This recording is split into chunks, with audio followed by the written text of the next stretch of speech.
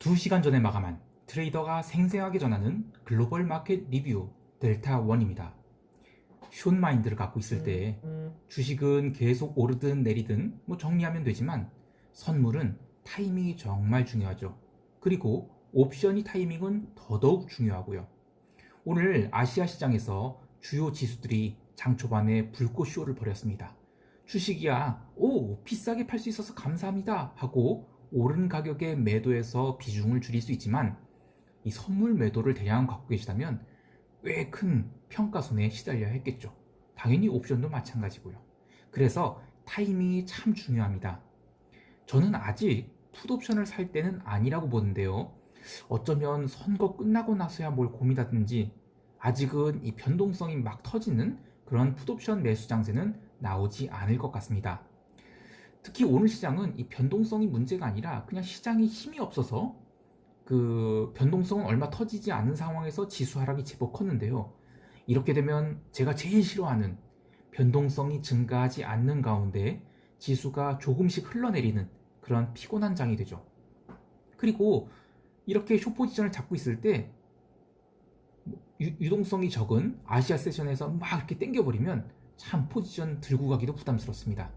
어쨌든 아직은 풋옵션을 살 때는 아니다. 하지만 선물숏을 갖고 있을 때는 선물숏은 갖고 있어도 된다. 그리고 주식은 계속 비중 축소하자. 제가 이것을 외치고 있습니다.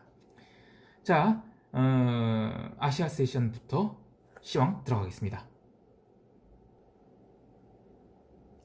지난주 금요일 미국 시장 마감 무렵 나스닥 선물이 제법 큰 하락을 보였는데 일부 언론에서 이것을 이 옵션 만기 때문에 그렇다고 하는데요. 아유, 참 몇 번을 얘기해도 고쳐지지 않네요. 미국 옵션은 주가지수 옵션이 아니라 주가지수 선물에 대한 옵션입니다.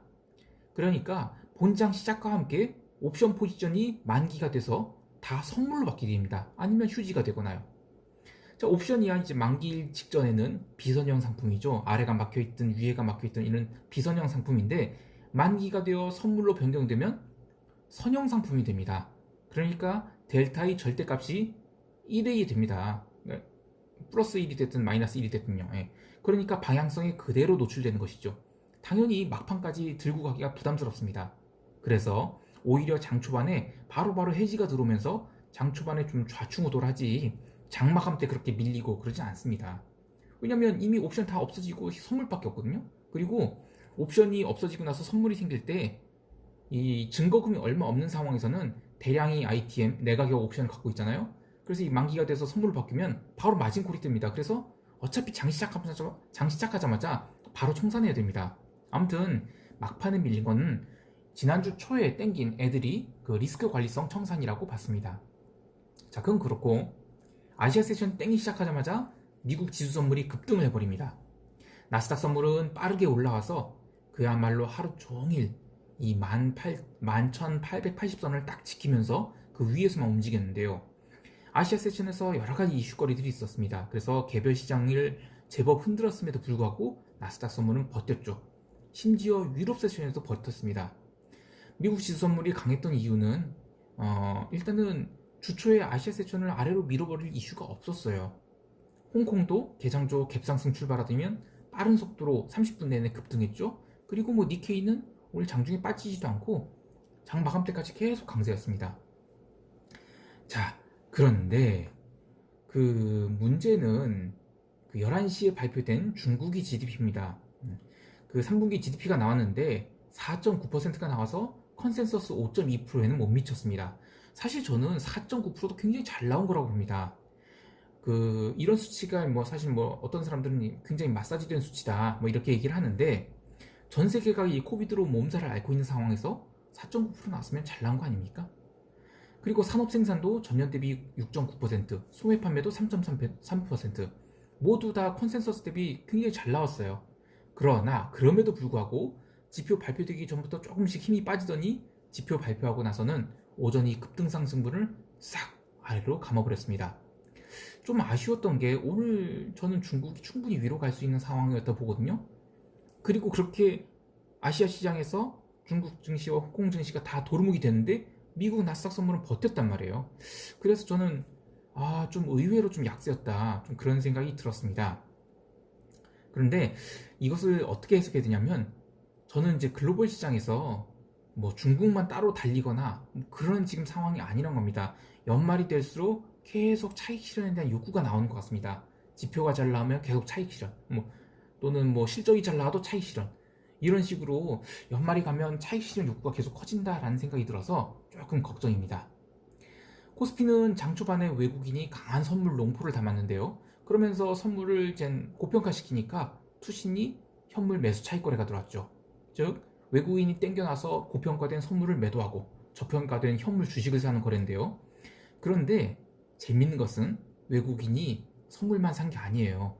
변동성에 대비하는 모습이 있었는데, 사실 이런 외국인 매매 패턴은 어떤 형태냐면, 선물을 장초반 한 30분에서 1시간 동안, 또 심하면 2시간 동안 굉장히 빠르게 선물을 사면서 풋옵션을 삽니다. 그렇게 해서 선물을 쫙 위로 받친 다음에, 그러면 이젠 나중에 이젠 그 이게 그 선물 사고 풋옵션 산 거니까 합성 콜옵션이거든요. 신세틱 콜옵션. 그 상태를 위로 한참 버티다가 막판에 그것을 갑자기 선물을 아래로 돌립니다. 그러면서 풋옵션은 나중에 레깅으로 청산을 해요. 청산하거나 아니면 청산하지 않고 그대로 홀딩합니다. 그러면 처음에는 이게 합성 콜옵션이지만 나중에 뒤집게 되면 선물 롱을 다 아래로 뒤집고 풋옵션을 그대로 홀딩해서 평가 이익이 굉장히 크게 난 쇼포를 딱 장전하게 됩니다. 근데 이런 게 언제 나오냐면, 외국인들이 추세적으로 하락을 아주 강하게 쏘고 싶은 날에 오전에 그렇게 땡겨놔요. 그런데 이제 오늘 재미있는 것은 홍콩은 그게 통했던 것 같아요. 홍콩은 그래서 오전에 쫙 땡겨서 그 풋옵션을 대량으로 사고 그 다음에 그걸 다시 아래로 감아서 숏을 딱 장전을 해놨는데, 한국은 그렇지 않았어요. 한국은 위로 쭉 당겼다가 장중에 한번 누르려고 했는데 그걸 다 받아버렸습니다. 그리고 나서 다시 위로 가버렸죠. 그래서 저는 한국은 그중에 지금 너무 많이 빠져 있었기 때문에 좀 하방 경직이 좀 있는 것 같아요. 그러나 기본적으로는 지금 최근에 이제 개인 주도의 장세였죠. 전강 후에 확장 이런 거는 조정 겨장에 해당돼요. 그래서 연말까지 계속 한국 증시는 좀 답답한 흐름이 좀 이어질 것 같습니다. 자, 이제 유럽 세션 볼까요? 유럽은 뭐 아시아가 밀릴 때 그닥 반응이 없었습니다. 시장은 이 코비드 관련 락다운이 지역별로 계속 진행되는 것에 대해서 부담은 느꼈지만, 그러나 증시는 아니에요. 지난주 금요일에 위로 많이 땡겨놨잖아요. 그래서 오늘 본장 시작하면서는 유럽 증시는 초반에 커버링도 나왔습니다. 그래서 독일 같은 경우에는 그 닥스 지수가 장 초반에 1%까지 플러스 1%까지 기록했어요. 그런데 대량 거래는 수반되지 않았습니다. 즉 커버링성 상승이었지 추세적 상승은 아니었습니다. 그래서 다 밀렸는데요. 그럼에도 불구하고 나스닥 선물은 밀리지 않았습니다. 그리고 재밌는 것은 유럽 세션 시작하면서 유로화를 비롯해서 비달러들이 추세적 강세를 보였어요. 지금 유럽이 상황을 고려하면 절대로 유로화가 강세가 나올 수 없는 상황입니다. 그냥 장 초반에 커버링이었다고 봅니다. 아무튼 비달러는 미국 세션 시작할 때부터 줄곧 강세였고, 유럽 증시는 초반에만 강세였고 나중에 밀렸다. 하지만 폭락성 하락이라기보다는 유럽의 지표도 없고 뭔가 진행되어 가는 것도 없고 해서 흘러내렸다. 그렇게 봐야 되겠습니다. 그래서 뭐 유럽은 오늘 별거 없는 시장이었다. 뭐 그런 정도고요. 자, 이제 미국 세션 볼까요? 장 시작 전 나스닥은 나름 강세를 유지했습니다. 유럽이 그렇게 밀릴 때도 나스닥은 계속 버텼는데요. 물론 유럽이 폭락을 한 게 아니라 흘러내렸기 때문에 버틴 거죠. 그리고 장 초반이 공방전 이후에 나스닥도 다시 위로 간 것 같았어요. 그런데 오늘 좀 많이 어려웠던 게 기대감 때문에, 그러니까 뭐 부양책 합의 뭐 48시간, 그러니까 화요일까지는 무조건 마치겠다라는 그런 기대감 때문에 버텼다고 하기에는 장 초반에는 시장이 굉장히 잘 버텼거든요. 그리고 초반에 위로 가는 힘이 대단히 강했다는 겁니다. 그러나 이내 아래로 방향을 잡았습니다. 그 뒤로 나스닥이 밀리긴 했는데 이 고점에서 1%가량, 그러니까 보합까지 밀리고 나서는 한동안 그 자리에서 제법 큰 반등을 4번이나 줍니다. 사실 여기서도 쇼포를 견디기가 굉장히 힘들었어요.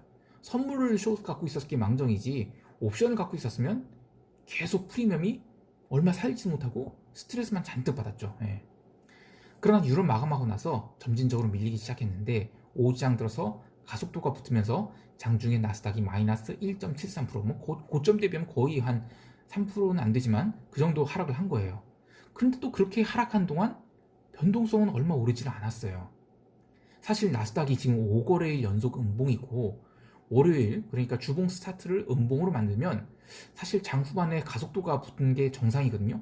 근데 의외로 투매라고 보기에는 하락이 너무 없었습니다. 그러니까 투매는 아니었어요. 예.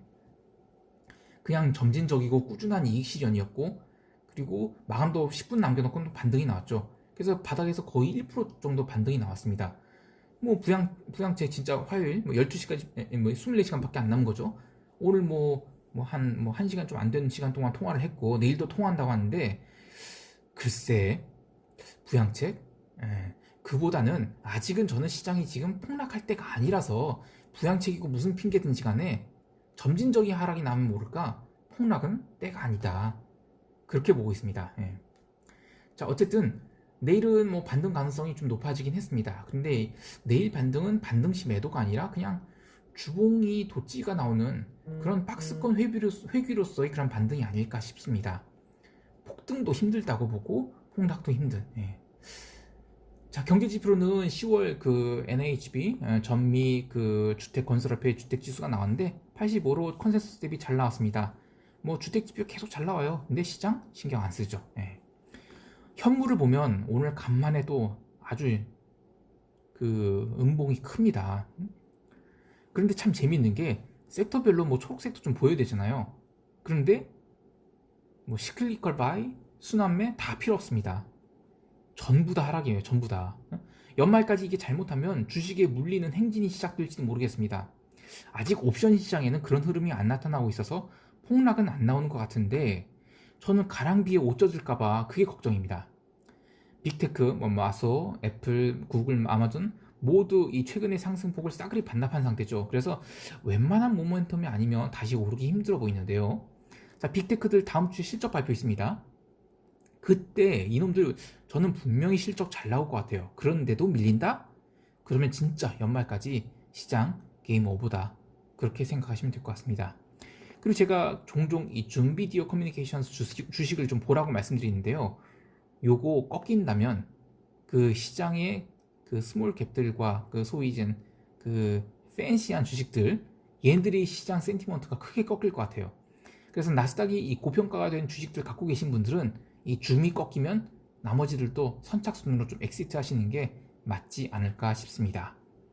자, 시장 총평할게요. 이 월요일부터 시장이 하락을 해서 현물을 많이 갖고 계신 분들은 좀 걱정이 되실 텐데요. 생각보다 글로벌 시장이 변동성이 적은 가운데 하락을 하고 있어서 더욱 걱정입니다.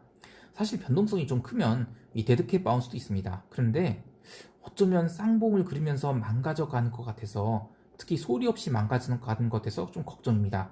물론 아직 쌍봉 완성된 거 아니고 또 계속 제가 옵션 가격 비싸다, 그래서 바로 폭락 안 나온다, 아니, 폭락이 나오기에는 너무 옵션 해지 비용이 크다, 그래서 폭락은 좀 시간이 더 걸릴 것 같다는 얘기를 하는데, 저는 현물 계속 리스크 관리, 그러니까 비중 축소하기를 권합니다. 마지막으로 그 유튜브 멤버십에 대해서 언급해 주시는 분들이 많은데 제 컨텐츠에 대해서 그렇게 평가를 해주셔서 정말 감사합니다. 그래서 제가 멤버십 비용을 봤어요. 근데 이 가장 높은 게 월 12만 원이더라고요. 뭐 적으면 900원. 응? 근데 사실 저는 이 컨텐츠 독창성과 시의적절함, 그리고 진짜 매일 미국장 열리면 올리잖아요. 이 정기성 등을 고려하면 월 12만 원이면 너무 싸다고 봐요. 제가 매일 밤 그 트레이딩을 하고, 그리고 미국장 열리는 하루 종일, 하루도 빠짐없이 리포팅을 하는데 12만 원? 전 60만 원 받아도 돼. 60만 원을 받아야 된다고 봐요. 예. 그런데 물론 제가 뭐 사업체도 하고 있고 트레이딩도 하고 있는데 뭐 60만 원 받건 12만 원, 이게 무슨 의미가 있겠습니까?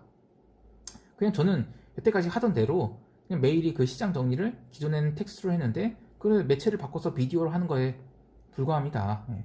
그래서 그 선에서 업로드 하는 거기 때문에 분명 부족한 점도 많겠지만 제 컨텐츠의 장점, 뭐 아까 얘기한 대로 그 시의적절함과 정기성, 그리고 독창성, 이런 거는 여러분들이 가치를 이해해 주시면 그것으로 저는 만족합니다. 그래서 당장 뭐 12만 원 정도밖에 못 받는다고 하면 저는 유료화를 하고 싶지 않아요. 그냥 여러분께서 계속 들어보시고요. 때가 되면 구독자분들께서 기쁜 마음으로 그냥 도네이션 하고 싶다, 라는 그런 느낌에서의 유료화는 한번 고려해 보겠습니다. 근데 지금은 그냥 들어보십시오. 오늘도 즐거운 하루 되시고요. 이상 델타원이었습니다. 감사합니다.